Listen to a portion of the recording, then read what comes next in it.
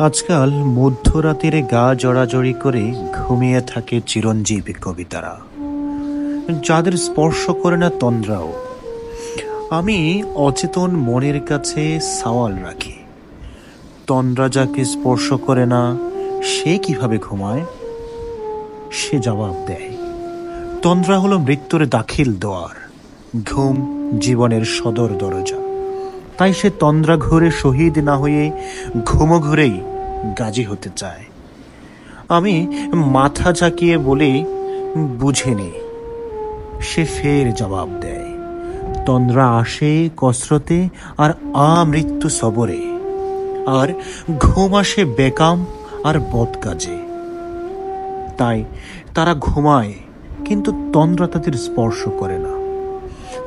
আবার সওয়াল করি, কিন্তু মধ্যরাতের গায়ে জড়াজড়ি কেন? সে বলে, মধ্যরাতের সাথে পীড়িত হয়েছে নাকি তার। কিন্তু কিন্তু কেন কেন? কারণ মধ্যরাত হায়াতের গর্ভধারিণী।